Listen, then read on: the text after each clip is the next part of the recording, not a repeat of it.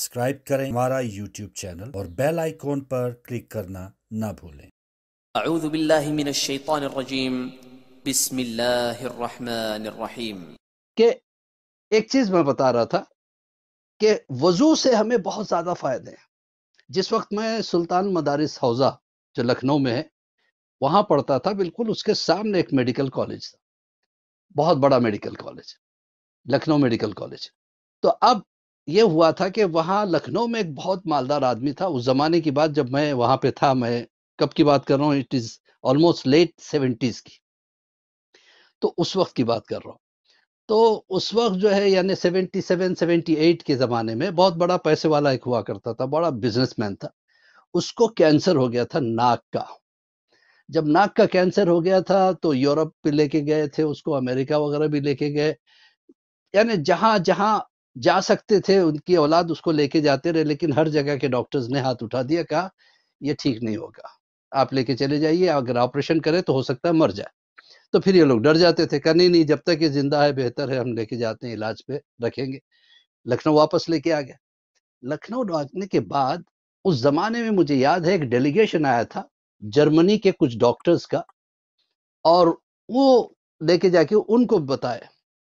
انہوں نے کہا کہ اس کو بہت مشکل ہے، ابھی تک اس کا جو کائنڈ آف کینسر ہے ابھی تک ہم لوگ ڈیٹیکٹ نہیں کر پائے تھے، بہرحال ہم کوشش کریں گے، آگے اللہ کی مرضی، لیکن ہمیں ایک چیز ہمیں ان ریٹرن چاہیے کہ اگر ان کا انتقال ہو جاتا ہے تو ہمیں اجازت دی جائے کہ ناک کا پوسٹ مارٹم کر کے ہم دیکھنا چاہتے ہیں کہ وہ کیسا جرم ہے جو کینسر کا، جس پہ کوئی دوا اثر نہیں کرتی۔ بہرحال وہ مر گیا۔ مرنے کے بعد اس کے ناک کا آپریشن کیا گیا، پوسٹ مارٹم کیا گیا، اور اس میں سے ایک کیڑا نکلا جو آدھا سفید تھا آدھا کالا تھا، کینسر کا کیڑا تھا۔ اس کو ایک تشتری پہ رکھ کے اس پہ طرح طرح کے دوائیاں ڈالتے رہے، لیکن وہ ہر دوا کو وہ جو ہے نا بڑے آسانی سے جھیل لیتا، وہ مر نہیں رہا تھا۔ آخر میں یہ ہوا کہ جرمن کا جو ڈاکٹر آیا تھا اس نے کہا شاید اس کے مارنے کی کوئی دوا ابھی تک آئی نہیں ہے، یہ کہہ کے چھوڑو کر کے اس نے ہاتھ دھویا اور اس طریقے سے کیا تو ایک ڈراپ جا کے اس کیڑے پہ پڑا اور وہ فوراً مر گیا۔ تب اس ڈاکٹر نے اسٹیٹمنٹ دیا تھا، اس زمانے کے اخبار میں بھی آیا تھا کہ آج مجھے پتا چلا کہ مسلمانوں میں ناک میں پانی کیوں لیا جاتا ہے، جو باوضو رہتا ہے مسلمان، میں لکھ کے دے سکتا ہوں اسے یہ ناک کا کینسر ہو نہیں سکتا، کیونکہ یہ صرف اور صرف پانی سے مرتا۔ تو دیکھا آپ نے، تو سائنسی فائدے بہت ہیں۔ اس کے علاوہ آج ہم گفتگو پہلے کرتے ہیں کہ وضو سے کتنے فائدے ملتے ہیں۔ پہلے تو انسان کے ہارٹ کو سمجھے کہ ہارٹ کیا ہے۔ ان شارٹ میں اگر کہوں تو ایک پمپ سٹیشن ہے، پمپنگ سٹیشن ہے۔ اس کے دو مومنٹس ہیں، ڈائسٹولک مومنٹس اور سسٹولک مومنٹس۔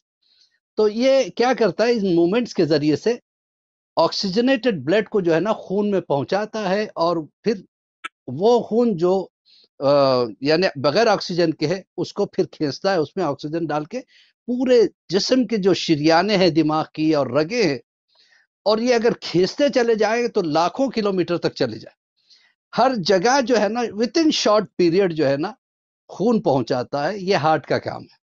اور یہ جتنی بھی رگیں ہیں، جتنا ہارٹ کے قریب ہیں بڑی ہیں، جس کو آرٹریز کہتے ہیں، موٹی موٹی رگیں، لیکن وہ جیسے جیسے دور ہوتی چلی جائیں گی تو مہین اور بالکل باریک ہوتی چلی جائیں گی، اور جتنی باریک ہو جائیں گی اتنا مشکل ہے وہاں پہ خون کا جو ہے نا دوران ہونا۔ اور سب سے زیادہ باریک رگیں ہمارے چہرے پہ ہے، ہمارے ہاتھوں پہ ہے، دماغ کے اوپری حصے پہ ہے، اور پیروں کے تلووں کے اوپری حصے پہ باریک والی رگیں ہیں۔ اور ہم وضو میں انہی جگہوں کو دھوتے ہیں۔ ہم کیا کرتے ہیں، چہرہ دھوتے ہیں، ہاتھوں کو دھوتے ہیں، کلی کرتے ہیں، ناک میں پانی ڈالتے ہیں، مسے میں یہ ایریا بھی کور کرتے ہیں، پھر پیروں کا ایریا بھی کور کرتے ہیں۔ اب سنیے، اب جتنی بھی رگوں کی بیماریاں ہیں جہاں پہ فائن اور باریک رگیں ہیں، وہ ایک سرٹن ایج کے بعد آفٹر 40s اس میں الاسٹی کم ہو جاتی ہے، لچک کم ہو جاتی ہے، اور اس میں سختی آ جاتی ہے۔ سختی آنے کی وجہ سے خون کا دوران اس میں کم ہونے لگتا ہے۔ تو کیا ہوتا ہے، رگوں کی بیماریاں آ جاتی ہے، جیسے پارکنسنس ڈیزیز ہو گیا، آدمی یادداشت کھو بیٹھتا ہے، چھوٹے چھوٹے پیروں سے چلنے لگتا ہے، قریب قریب ڈال کے ایسے ڈرتا ہے کہ کہیں گر نہ جاؤ. تو یہ ساری جو ہے نا رگوں کی بیماریاں ہیں. اب ڈاکٹرز کا یہ کہنا ہے، آج ریسرچ ہوا ہے اس کے اوپر، تو وہ کہتے ہیں کہ یہ جتنی رگیں ہیں یہ ایک مرتبہ بیمار ہو جاتی ہے تو اس کا علاج ناممکن ہے. ہاں البتہ اس کو یعنی بیماریوں سے روکا جا سکتا ہے. کہ وہ کیسے؟ کوئی دوا اس کو روک نہیں سکتی. کم سے کم دن میں 3 مرتبہ ان عضو کو جس میں باریک رگیں ہیں اس کو دھونا ضروری ہے، اور وہی ہم وضو میں کرتے ہیں. تو جو وضو کرتا ہے اور دائم الوضو جو ہوتا ہے وہ ہر قسم کی نیورائٹس سے بچ جاتا ہے. نیورائٹس کا شکار جلدی ہوتا نہیں ہے. ایج اولڈ ہونے کی وجہ سے آپ دیکھیے، جیسے کہ ابھی میں پرسوں کے غالباً آپ کی گفتگو میں نے بتایا بھی تھا کہ ہمارے جتنے علماء گزرے بوڑھے بوڑھے ہو گئے، لیکن ماشاءاللہ ان کا دماغ بہترین، چہرے پہ رونق اتنی بہترین.